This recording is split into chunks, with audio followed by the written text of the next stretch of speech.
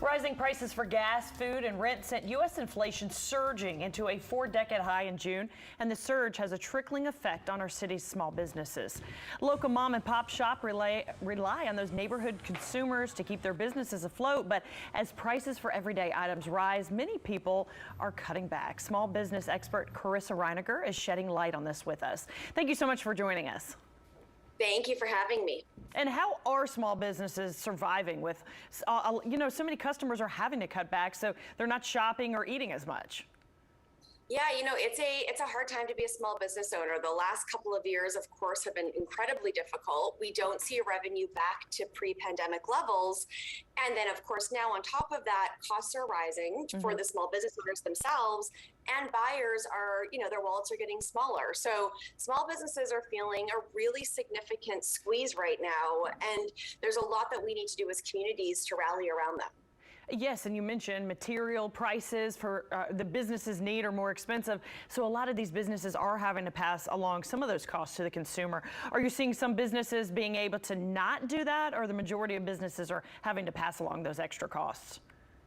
Yeah, the advice we're giving small businesses right now is that when there is a moment like this where there is kind of intensity in pricing, the goal is actually to focus as opposed to do more. The knee-jerk reaction is to try and sell more to more people, and actually the best way to get through this is to get more focused. Sell less things that have the highest profit margin and focus on a smaller client base that still does have budget to buy whatever you sell. So for a lot of business owners, yes, they have to pass the prices on to a certain degree, and we as consumers need to understand that and do our best to sort of work together. But for the business owners, it is a moment where we can be quite strategic, and there is still opportunities even in hard moments like this. Yeah, that's good advice. But it does seem like a lot of local businesses everywhere are so short on staffing. Why is that?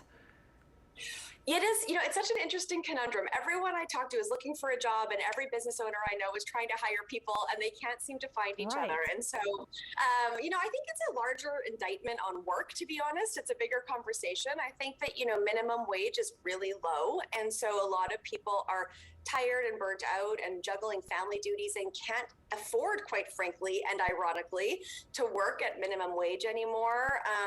So I think that we're in a real reckoning moment. I think that there's a lot of factors at play that are resulting in this moment we're in.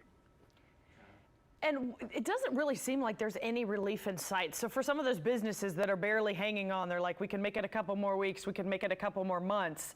At what point should they say, okay, we need to make a decision? Because I've seen a lot of places close. At what point do they make that tough decision that, we can't figure out if this is going to be a constant thing, if this is going to be a couple years or not, and we need to go ahead and throw in the towel? It's such a good question, and it's such an impossible answer.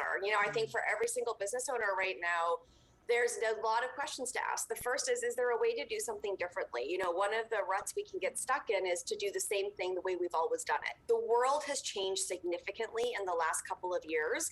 And so in a lot of ways, the businesses that are thriving, the small businesses that are making it, are rethinking how they do what they do. And so there is opportunity in this moment. And for the business owners who are sort of at that breaking point, which is a lot of them, you're not alone if that's you. The things that I would focus on is there a different way to do what you do? Can you negotiate with your landlord, your vendors, your customers even, to find creative ways to move money in this, kind of crunch period?